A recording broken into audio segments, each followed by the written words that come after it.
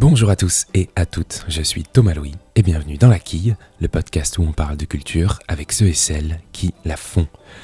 Cette semaine, je reçois l'écrivaine Maëlys de Kerangal, que vous connaissez sûrement puisqu'elle a publié, entre autres, des livres tels que Réparer les vivants, qui a reçu de très nombreux prix, Tangente vers l'Est, prix Landerneau 2012, Naissance d'un pont, prix Médicis 2010, Corniche Kennedy ou encore Un monde à portée de main.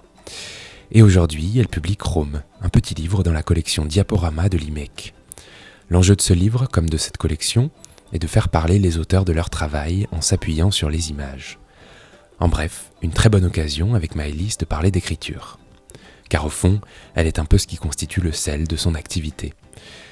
Nous nous sommes donc rencontrés un après-midi de janvier, nous avons parlé ensemble du lieu comme moteur narratif de ses livres, de son travail de relecture de ses manuscrits ou encore de la ponctuation, moyen essentiel pour savoir quelle voix se cache derrière la phrase. Bonne écoute.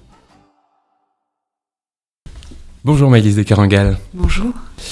Alors je le disais dans l'introduction, ce petit livre, Chrome, c'est un bon point de départ pour parler d'écriture. Pourquoi ? Parce que dans cette collection Diaporama, créée par l'IMEC, à laquelle ont également participé Tanguy Viel et Thomas Clair jusque-là, l'enjeu est d'inviter les auteurs à parler de leur travail en s'appuyant sur les images de leur choix. Alors aujourd'hui c'est un podcast, on ne va pas précisément évoquer les images, ça serait plus compliqué. Mais en revanche, ce qu'on peut faire de manière assez libre, c'est parler d'écriture, de votre travail. Et tout d'abord, il faut partir d'un principe. Si ce livre existe, si vos livres existent, ça suppose qu'il existe un travail de la littérature. Vous êtes d'accord ? Oui, je suis d'accord. Ouais. Alors pour vous, la langue d'un écrivain, c'est quoi ? C'est davantage le résultat d'un travail ou c'est l'outil pour le mener ? Bonne question. Est-ce que... je pense quand même que la langue, elle est... Je distingue un peu ce qui serait le langage et la langue. Le langage serait plutôt pour moi l'outil et la langue le véhicule, c'est-à-dire le résultat. L'idée étant que l'objet peut-être, enfin l'idéal de tout écrivain, c'est au sein du langage de se forger sa propre langue, vous voyez. Ouais. Ça pourrait être... ça pourrait être une forme d'idéal, arriver à stabiliser sa propre langue comme une espèce de voix qui soit la sienne. Est-ce que ça veut dire que vous mettez la langue au premier plan avant le sujet ? Oui, alors j'aurais du mal à...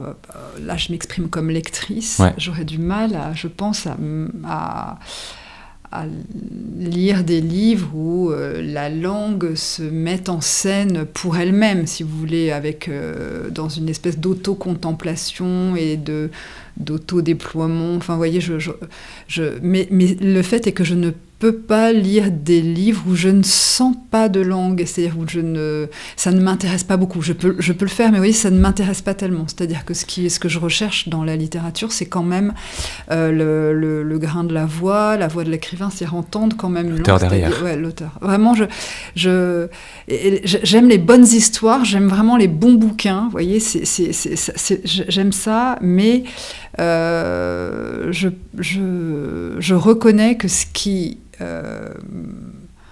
me touche et parfois me bouleverse, c'est quand même une langue. Et la langue, ça passe par la ponctuation, ouais, que je sais vous affectionnez un peu. Oui. Enfin, je m'en saisis beaucoup. Enfin, c'est une vraie question. Pour quelle raison ? C'est un enjeu. Parce que je pense que précisément la ponctuation, dans sa capacité à former la phrase, à y inscrire des incises de souffle, des reprises, une forme de vitesse, à y faire venir du silence aussi. Elle peut caler un rythme, et pour moi, en ce sens-là, elle est fondamentale en fait. C'est-à-dire que moi, j'y accorde évidemment une grande attention. Je pense que tous les auteurs y accordent beaucoup d'attention.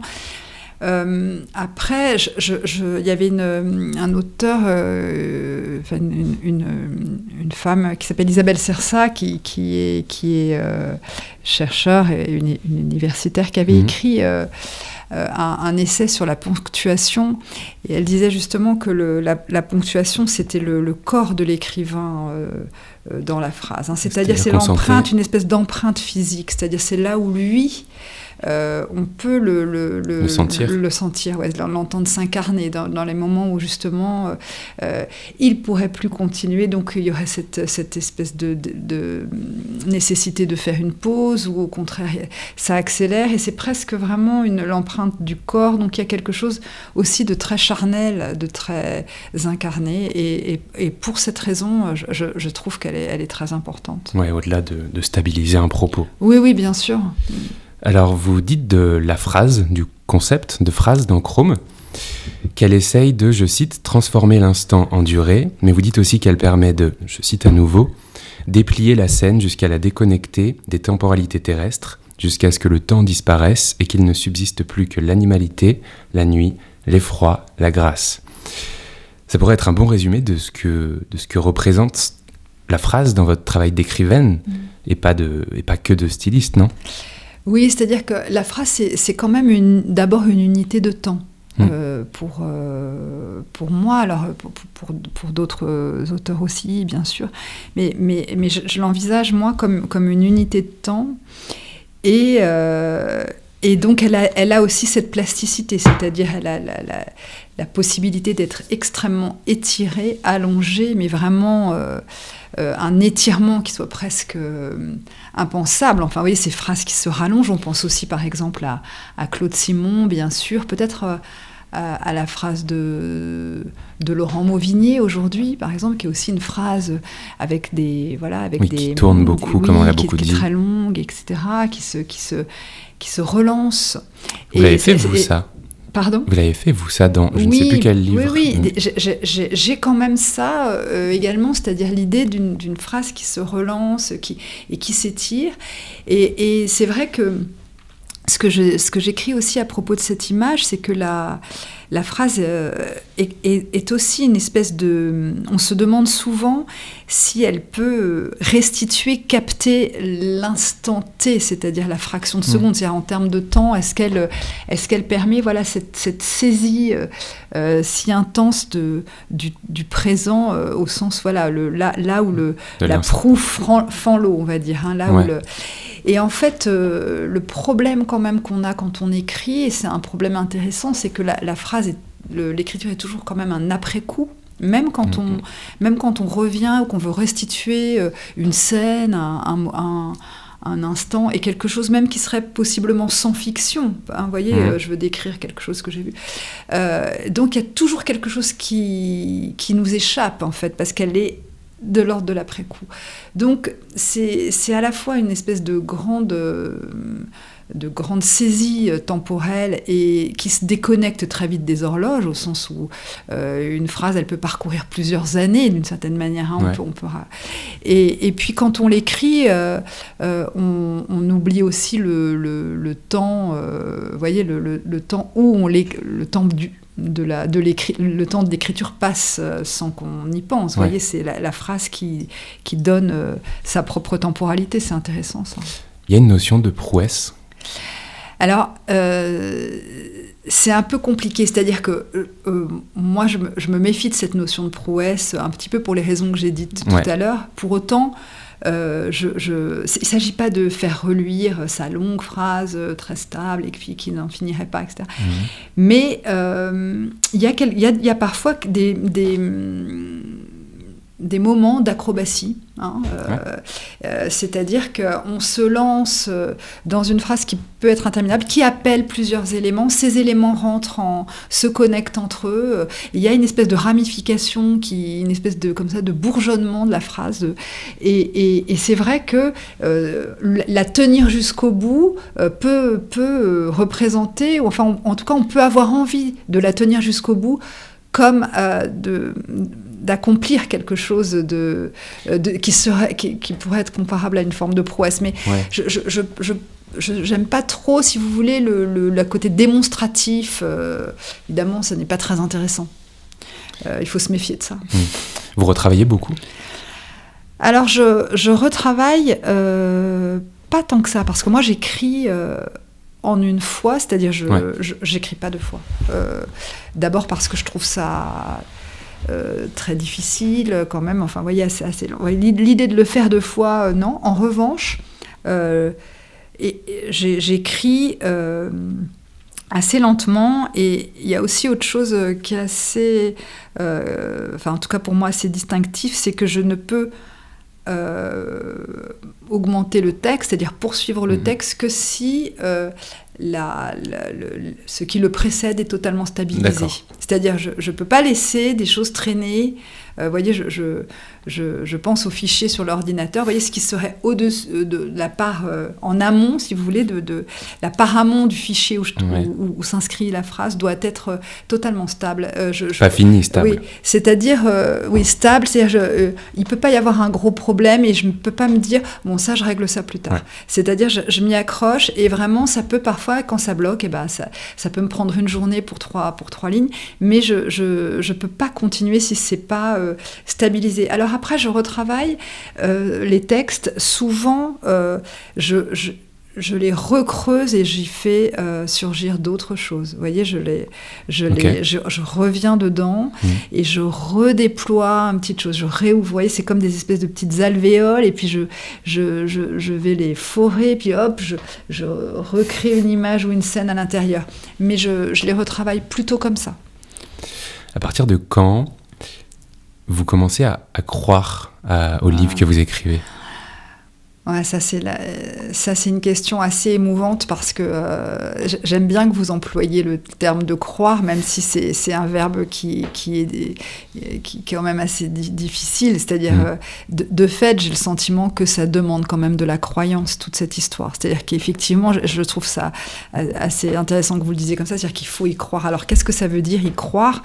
Ça veut dire y croire en tout cas assez pour s'y remettre tous les jours, et surtout pour aller jusqu'au bout. Et il y a peut-être aussi la notion de, en tout cas en ce qui vous concerne, de ça va être public, ça va être publié. Ouais, c'est vrai que je pense qu'on travaille peut-être pas de la même manière les textes quand on est un auteur qui n'a jamais été publié et un auteur qui l'est. Néanmoins, moi qui suis publiée et tout, c'est quand même cette question de croire, parce qu'il y a des moments, ce qui s'oppose, c'est le doute, et il y a évidemment des alternances, en ce qui me concerne d'ailleurs, assez fortes, entre des moments très euphoriques, un peu, peut-être même un peu mégalomaniaque, où j'ai l'impression d'écrire quelque chose d'extraordinaire, et que ça va être de... Et puis, peut-être le lendemain, c'est vraiment le fond du trou, et je me dis, mais c'est nul, je sens rien dans ce texte. Enfin, vous voyez, donc, je dis pas que si vous voulez, c'est des intensités qui sont... d'une journée sur l'autre, comme ça, tout au temps de l'écriture, mais il y a quand même des alternances, et je trouve que c'est pour ça que c'est assez dur. Et en fait, bien sûr que ça relève quand même un peu de la croyance, tout ça. C'est étrange, mais c'est vrai. Et qu'est-ce que vous faites des pistes abandonnées? Est-ce que vous les stockez? Est-ce que vous les réutilisez? Alors, je les garde. Donc, moi, j'abandonne assez peu. Mais c'est vrai que quand je parlais tout à l'heure de retravail, en ce qui me concerne, ça serait beaucoup des coupes. Hein, c'est plutôt des coupes. Donc, en fait, il y a des pans de texte qui sont pas énormes, mais qui peuvent, je le sais, servir à faire bourgeonner, vous voyez, un autre texte, comme une espèce de une espèce de greffon qui peut venir ailleurs, qui peut parfois même se transbahuter dans un autre texte. Et j'adore l'idée d'en faire quelque chose, après l'idée que rien ne se perd, tout se transforme. Ça, j'aime bien. Mais je pense aussi qu'il ne faut pas hésiter à couper. C'est un peu dur quand on a travaillé, je ne sais pas, 10 jours, et que l'on a beaucoup écrit, de devoir abandonner, mais je pense qu'il faut savoir le faire. C'est important même, c'est important. Parlons un peu de quelque chose dont vous parlez dans le livre, dans Chrome, en parlant d'un lieu, enfin du lieu.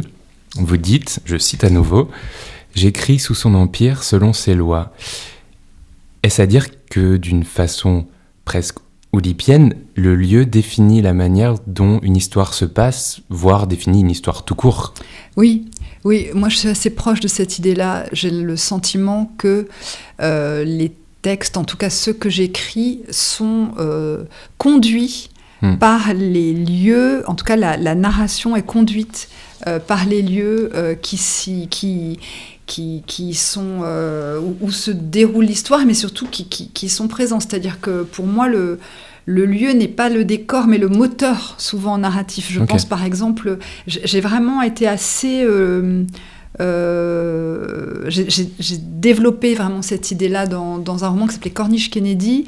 Où, si vous voulez, c'est l'adolescence, c'est l'été, et des jeunes adolescents se rassemblent pour plonger. Et si vous voulez, ce bord de mer entre la ville et la mer, les élans de l'adolescence, le sentiment de la conquête, la prise de risque physique, vous voyez, tout forme un tout, quoi. Et puis dans Tangente vers l'Est, mais en fait tous mes livres de fait sont quand même marqués par ce rapport au lieu, et je trouve aussi que c'est très important. On a tort d'ailleurs de les considérer comme de purs décors, parce que les lieux les choses ne se déroulent pas de la même manière selon le lieu où elles se passent. Vous voyez, il y a une influence, et c'est même aussi pour moi cet espace physique, parfois géologique, géomorphologique, climatique, etc. C'est aussi le premier monde, c'est-à-dire c'est le monde de l'expérience, c'est le monde du j'ai froid, j'ai chaud, c'est le monde c'est là où les corps se dressent, et pour moi c'est aussi un rapport au réel qui est assez puissant. Et en lien avec ça, dans la plupart de vos livres, vous nous plongez dans des univers de création technique, et surtout de domaines que vous ne maîtrisiez pas à la base. Donc, je vais donner des exemples. La peinture de décor dans Un monde à portée de main, qui est votre dernier roman. Alors, j'ai noté entre parenthèses sur cette question que ce roman traitait aussi des pouvoirs de la fiction, mais c'est peut-être un peu à part. Mais vous parlez également de la transplantation cardiaque dans Réparer les vivants, ou encore des coulisses des cuisines dans Un chemin de table. Tous ces thèmes, ou presque en tout cas, c'est ceux que vous ne maîtrisiez au départ pas, et ils se sont imposés comme une matière brute, comme une matière à tailler. Qu'est-ce qui vous intéresse dans cette vision, non pas documentaire, mais documentée, et surtout dans le fait de partir de rien, dans ces thèmes qui ont un vocabulaire propre, qui ont des codes, et qui sont apparemment hors de votre portée, sans faire de mauvais jeux de mots Non, mais vous avez raison, c'est totalement hors de ma portée au moment où je m'y engage. Et en fait, j'avais pas forcément une vision très très claire de ce geste, de toujours aller me placer en étrangère. C'est-à-dire parce que par ailleurs, il y a des choses où je pourrais avoir une petite compétences liées à des études, par exemple, ou à un milieu, vous voyez, où j'aurais été proche de gens qui auraient accompli un certain type de métier, etc. Encore que j'ai un frère chirurgien, ça je l'ai dit aussi. Mais si vous voulez, il y a l'idée c'est la littérature qui va me donner accès à ces mondes. C'est-à-dire qu'il y a une dimension d'initiation qui pour moi est très très forte, et qui est très ritualisée, qui est presque magique. C'est-à-dire que c'est par la littérature que finalement le corps humain, dans sa dislocation, justement dans la manière dont on peut explanter ses organes pour les réimplanter, qu'est-ce que ça engendre comme geste, comme acte, comme émotion, et aussi bien sûr comme connaissances techniques et connaissances scientifiques. Si vous voulez, c'est par la littérature vraiment que j'y accède, et c'est une initiation qui est extrêmement puissante pour moi, et qui porte cette idée qui est, je trouve, assez forte, que la littérature, surtout la fiction, ça j'insiste, parce que c'est peut-être véhiculer du savoir. C'est-à-dire qu'il y a une teneur cognitive de la littérature. Et j'y suis assez attachée à cette idée. Je vois bien que moi-même, quand j'étais adolescente, je pense que j'ai beaucoup lu pour connaître le monde et des mondes, et des sphères du monde, et de la société, des zones à laquelle ma vie très ordinaire de jeune collégienne ne me donnait pas accès. Vous voyez. Et c'est vrai qu'il y a cette dimension initiatique qui est extrêmement magique pour moi. Et comme lectrice, je me dirige aussi vers ces textes qui vont que j'envisage comme des accès, vraiment comme des accès à des zones inconnues, qu'elles soient d'ailleurs psychologiques, parce que parfois, vous voyez, quand on lit les grands romans d'amour à 15 ans, on a soi-même jamais aimé. L'histoire de Madame Bovary, c'est l'idée que quand on découvre l'amour, voilà, on a plein d'idées, plein d'images, etc. Alors, c'est-à-dire que la littérature donne des représentations, elle établit aussi elle fournit des représentations, des idées, des pensées, et tout ça. Enfin, je trouve que tout ça est très émouvant. Hein, l'idée que parfois pour que la littérature est une force d'initiation au monde dans lequel on vit, et que effectivement le monde technique aussi. Mais justement, cette histoire d'initiation, c'est toujours pour revenir au lieu, ça vous conduit physiquement aussi, vous, dans des lieux. Ouais. J'ai toujours à cœur d'aller sur les lieux du livre.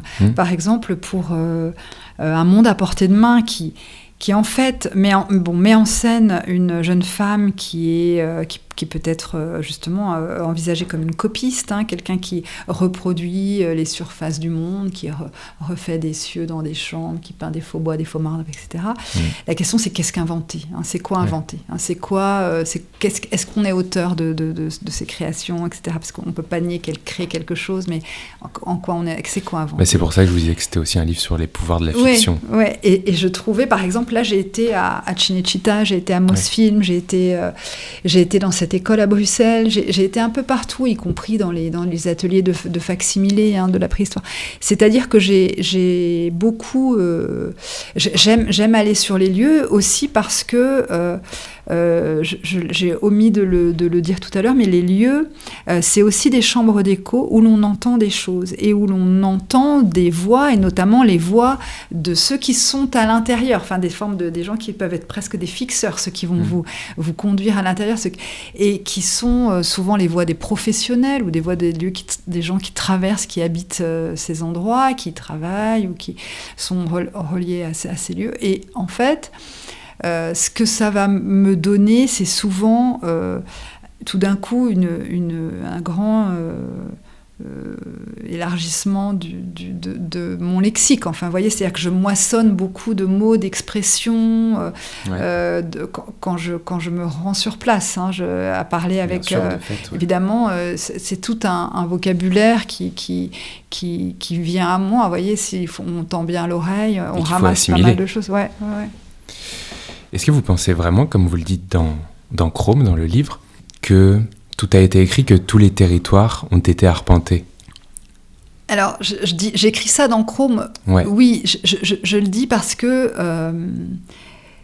c'est aussi pour déminer la question du sujet, hein, dont on a parlé au début de l'entretien. C'est-à-dire que, au fond, le sujet, c'est ce qui nous met en branle, c'est ce qui peut nous intéresser, mais c'est quand même le traitement, c'est quand même la forme qui va donner le là du texte. Et c'est pas si grave que tout ait été dit. Sinon, non, pas du tout même. Sinon, la littérature serait un espèce d'ensemble fini de textes. Mais en revanche, c'est vrai, je trouve qu'il y a... Bon, après, vous voyez, là, par exemple, avec ce qui se passe actuellement... La pandémie de la Covid-19, on voit bien que tout d'un coup, il y a une espèce d'énorme vague qui rebrasse un petit peu tout ce que l'on croyait stable et connu. Tout d'un coup, c'est des champs de questionnement qui s'ouvrent, c'est-à-dire que cette pandémie, elle traverse absolument toutes les zones du contemporain. Il n'y a rien n'y a échappé, c'est une viralité totale. La structure familiale, l'amour, les couples, la séparation, le rapport au lieu, à la vie, au corps, au travail, etc. Tout passe par là, l'économie, etc., la fragilité de la société, notre vulnérabilité qu'on avait voulu peut-être écarter, tout d'un coup elle est là. Et vous voyez, par exemple, un événement comme ça, c'est évident que ça va susciter des textes. Et par ailleurs, je trouve aussi que précisément la littérature, c'est le processus de réactivation infinie des récits. C'est aussi ce que je dis. C'est-à-dire, ce qui est beau, c'est que ce qui est épuisé dans la vie, par exemple, on dirait l'amour, la séparation amoureuse, le deuil d'un proche, vous voyez, on peut se dire c'est épuisé, mais non, en fait, non, la littérature, c'est ce qui rend tous ces motifs inépuisables. Vous voyez, c'est ce qui vient réactiver tout ça. C'est pour ça qu'elle est si importante, en fait. Je pense qu'on ne pourrait pas vivre sans littérature aussi. Oui, ce qui fait que tout se tient, c'est peut-être aussi la pluralité des représentations, des points de vue, des identités aussi. Bien sûr. C'est peut-être aussi ce que pourrait représenter la lecture, ça, la pluralité des points de vue, des représentations. Et justement, comment... Il y a de l'inépuisable, autant dans l'écriture que dans la lecture, dans la mesure où justement, vous et moi, si on se parlait d'un même texte, on en aurait deux lectures différentes. Et voyez, il y a de l'inépuisable, là, il y a de l'infini, en fait. Et justement, en parlant de cette articulation, comment on articule la lecture et l'écriture, ce qu'on a lu et ce qu'on écrit? On parlait de Flaubert tout à l'heure, mais... Alors... en ce qui me concerne, c'est une articulation qui est extrêmement intense et je veux dire très serrée. On est dans un tissage assez serré dans la mesure où je pense que j'écris à partir de ce que j'ai lu, depuis ce que j'ai lu, je n'aurais jamais écrit si je n'avais pas été une lectrice, vous voyez. Et pour moi, il y a une imbrication totale de la lecture et de l'écriture. Je dis souvent, c'est comme des vases communicants en ce qui me concerne. C'est aussi que j'ai le sentiment, dans la pratique de l'écriture telle que je peux la vivre, par exemple en ce moment, j'écris quelque chose, vous voyez, j'écris mieux si je suis en train de lire quelque chose que j'aime. Plus je suis en train de lire, mieux j'écris. Enfin, vous voyez, et il y a quelque chose je me soutiens et vous voyez, j'ai besoin de lire pour écrire. Et je dirais même plus, pour aller un peu plus loin, c'est que j'ai besoin aussi de lire à voix haute. C'est-à-dire que dans le processus d'écriture, il y a toujours un moment où j'essaie de stabiliser à l'oral ces textes et donc de me les lire. C'est-à-dire que pour vraiment écrire, j'ai besoin de me lire ce que j'écris. Donc, si vous voulez, c'est totalement imbriqué. C'est très important. Et puis, on pourrait parler de l'influence. Vous voyez, par exemple, il y a des auteurs... Je vois bien que les lisants, je peux converger vers eux, vous voyez, où c'est des secousses très très importantes, la lecture de Sebald, la lecture, je pense que quand j'ai lu Claude Simon, je vois bien que même ma propre phrase, elle s'est allongée, vous voyez, des choses comme ça. C'est-à-dire qu'on est poreux, on est à l'écoute, on se modifie, on se transforme dans la lecture autant qu'on se transforme dans l'écriture. Après, on a sa langue et il y a quelque chose d'irréductible comme le grain de la voix, dit Barthes, qui est l'identité, si on peut dire ce mot, d'un écrivain. Mais il faut évidemment qu'il y a aussi cette question de l'influence qui est très belle. Et moi, je la revendique. Et en parlant d'influence, je sais que vous travaillez avec une espèce de corpus de textes ou de documents, parce que vous parlez dans Chrome précisément, qui a également des cartes. Bon, vous avez été éditrice de guide de voyage, bon peut-être, je sais pas, bon. Mais en tout cas, il y a un corpus, et qui est souvent fixe, par ailleurs. Est-ce que c'est seulement une affaire de technique pour mieux parler du sujet dont il est question, ou est-ce que ça se situe ailleurs, tout simplement ? Alors ça se situe radicalement ailleurs, si vous voulez. C'est vrai que quand je commence quand je rêve, quand je commence à rêvasser autour d'un texte, ces premiers moments qui sont tellement géniaux, où il y a quelque chose qui se dessine vers lequel on a envie d'aller. Je rassemble des livres qui sont toujours les derniers livres qui m'ont enthousiasmé, etc. Et puis quelques livres de toujours, que j'ai un peu toujours près de moi.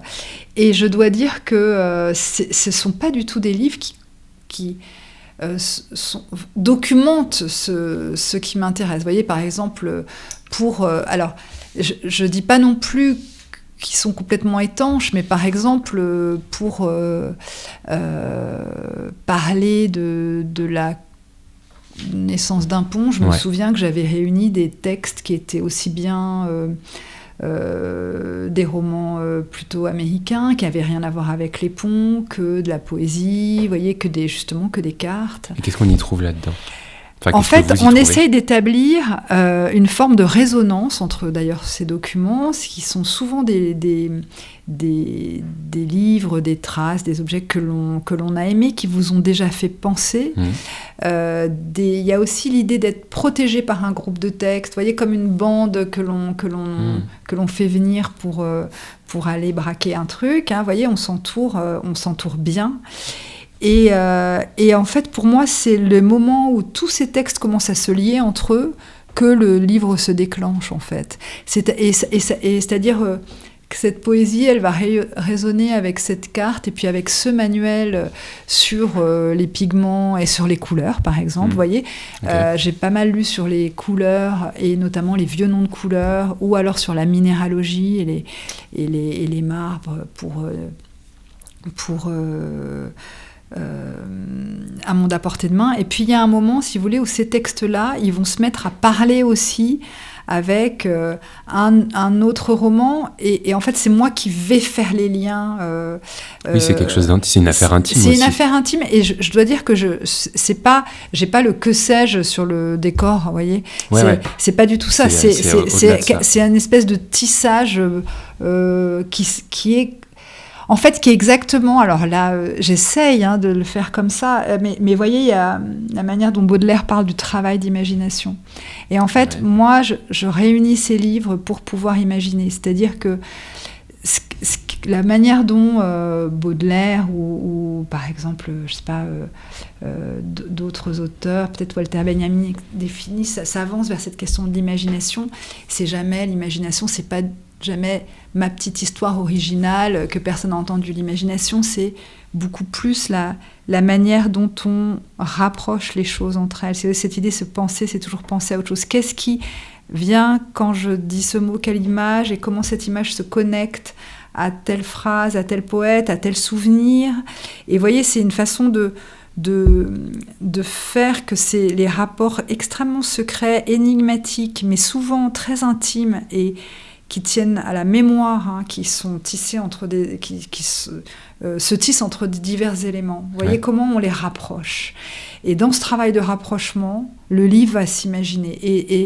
Et ça, c'est quelque chose qui n'était pas tellement clair pour moi jusqu'à Un monde à portée de main. Et quand j'ai écrit Un monde à portée de main, je le faisais de manière un peu, probablement, un peu, pas très consciemment, mais c'est vrai que là, maintenant, je vois bien que ce qui me touche, c'est de me dire, mais bon sang, mais c'est cette pierre-là, mais cette couleur-là, mais c'est peut-être en fait cette couleur que j'ai vue aussi dans ce texte-là, qui me parlait de ça, quand moi je pense ça me fait me souvenir de ça, etc. C'est l'idée que tout d'un coup, évidemment, la mémoire s'enclenche et elle vient catalyser, elle vient activer des objets différents et les connecter entre eux. Et c'est ça, imaginer, c'est ça qui est beau. Et au bout de tout ça, il y a le lecteur, la lectrice. Quelle place vous leur accordez, notamment au moment de la création ? Je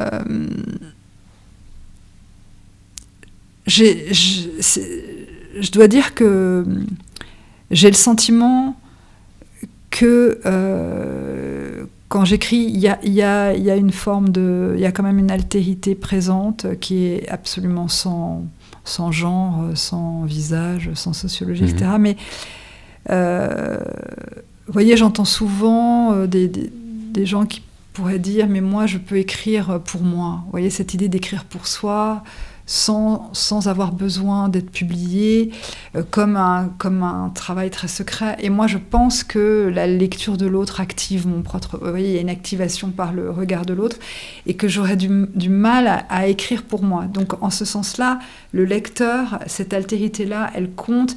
Je ne sais pas exactement où elle intervient, mais j'ai le sentiment quand même qu'elle est là. Mais c'est quoi ce regard ? C'est une critique, c'est un regard critique, c'est un regard... non, je dirais plus, j'en parlerai davantage en termes de présence. J'ai pas le sentiment que ce soit déjà un regard critique. C'est plutôt une présence. Alors, évidemment, quand je lis ces textes à voix haute pour au moment de les stabiliser, ce qui peut être un peu étrange, c'est que pour le coup, j'entends ma voix, je suis comme la première lectrice, c'est-à-dire qu'il y a une espèce de... c'est vraiment cette histoire de jeu est un autre, c'est-à-dire que je m'entends lire des textes et puis vous l'avez même les fait, recevoir. Vous l'avez même fait pour des livres audio, de Réparer les vivants et Un monde à portée de main. Et Un monde à portée de main. Et je dois dire que c'est assez troublant. Si vous voulez, j'essaie de m'affranchir du regard du lecteur comme étant un regard, comme étant une instance à laquelle il faudrait plaire, qu'il faudrait séduire, qu'il faut intéresser. Vous voyez, le dernier, par exemple, si on prend Un monde à portée de main, en témoigne. C'est un livre très intime, en fait, sur une espèce de roman d'une jeune femme qui essaye comme ça de s'immerger dans les formes, dans la peinture et aussi dans les formes de la nature pour créer, pour se raconter des histoires et peut-être revenir aux sources des premiers gestes. Et si vous voulez, il pouvait y avoir une forme d'austérité, vous voyez. Mais en tout cas, si vous voulez, c'est pas... Il n'y a pas l'idée de vouloir séduire, de vouloir plaire au lecteur, de vouloir l'intéresser. Je trouve que s'intéresser soi, c'est déjà important, et ça n'est pas toujours le cas. Il y a beaucoup d'auteurs qui ne s'intéressent pas tellement à leur sujet. Et c'est un problème, vous voyez, qui sont à côté. C'est-à-dire, ils mettent en place quelque chose parfois d'assez important, mais en fait, ce qui les intéresse, c'est un petit truc là-dedans, et il y a de la négligence. Et en fait, le premier truc, je pense que c'est de s'intéresser, de s'intéresser à ce qu'on écrit, en ce sens-là, voilà. À quoi est-ce qu'on mesure le succès d'un livre, à cet éclatement de cette parole sur la scène publique ? Le succès d'un livre, on le mesure au retour qu'on en a. C'est pas une histoire pas que une histoire de chiffres. Oui, mais en fait, les chiffres, on n'a pas on les a pas avant un certain temps. Je connais pas vraiment d'auteurs, si vous voulez, qui interrogent leur éditeur tous les jours en disant j'en ai vendu combien. Ouais. C'est pas ça, je pense que mais on perçoit très vite une vibration. Si un livre enclenche des retours. Trouver son public, comme on dit. Ouais, trouver son public. Non, mais l'idée que, Bidule m'a écrit un mail, est-ce qu'il... Vous voyez, et tout d'un coup, il y a quelque chose, on perçoit quelque chose qui vibre. Il y a la presse aussi, quand même, qui est... Alors, c'est pas tout, parce que c'est pas la presse...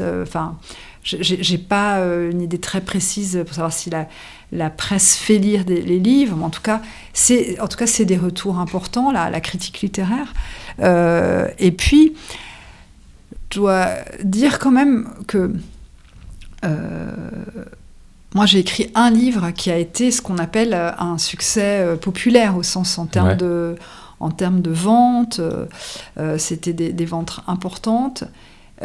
Un public très large, c'est-à-dire le spectre du lectorat, il allait de la personne qui lisait pas ou qui lisait très peu, un philosophe extrêmement pointu sur la question du corps ou d'un poète très tendu sur la question de la langue et qui avait pu aimer ce texte. C'est assez rare au final. Hein. C'était comme un film d'auteur qui fait beaucoup d'entrées et c'était vraiment important.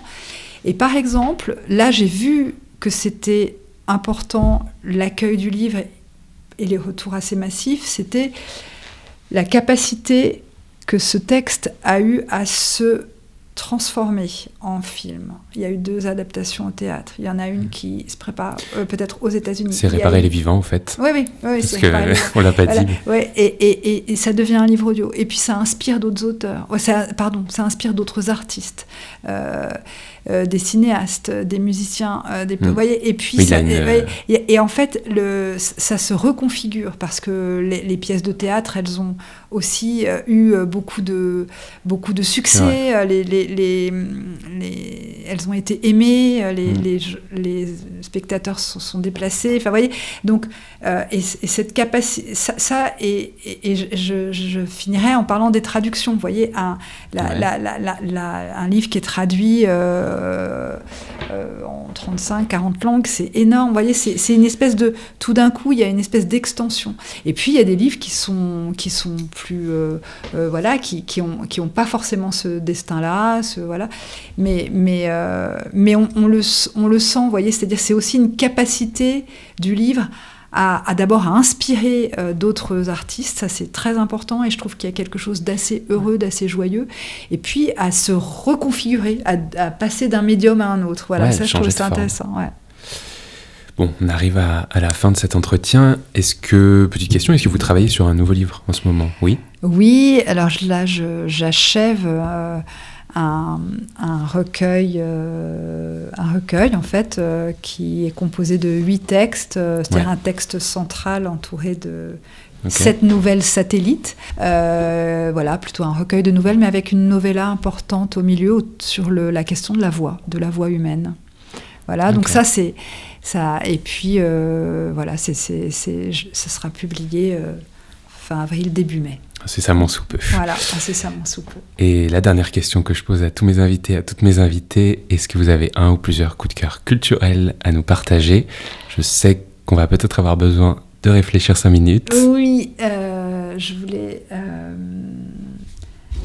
voulais parler d'une exposition que j'ai eu le temps de voir au musée d'Orsay, juste avant la fermeture des musées, d'un peintre qui s'appelle Spilert. Ah oui, Eugène, je crois, même de son prénom. Qui est absolu. Je crois que le titre de l'exposition, c'était Lumière et solitude. J'ai découvert un univers d'une grande beauté, et c'est beaucoup sur le silence, la luminosité des paysages du Nord, une espèce d'austérité irradiée. Et c'est un peintre... ça m'a emballée de le découvrir. Je ne le connaissais pas du tout, mais c'est-à-dire que je n'avais même pas entendu son nom.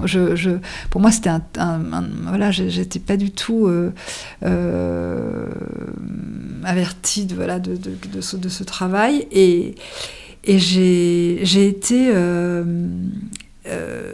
extrêmement touchée par une peinture. Alors justement, on en parlait, c'est une peinture qui s'intéresse beaucoup à la saisie des espaces, donc c'est des bords de mer. Il y a une espèce de platitude, de géométrisation peut-être un peu de l'espace, et tout est poétisé par la lumière, une impression de silence, d'horizon. Et c'est une peinture, je trouve, assez méditative, mais très, très belle, c'est-à-dire très tenue. Il y a une force, il y a une intensité. Voilà. Et il s'appelle pas Eugène du tout, il s'appelle Léon. Léon, c'est ça. Et je précise que ça me vient en tête qu'il y a un ouvrage d'Eva Bester qui s'appelle Léon Spiliert, qui a été publié il n'y a pas très longtemps. D'accord.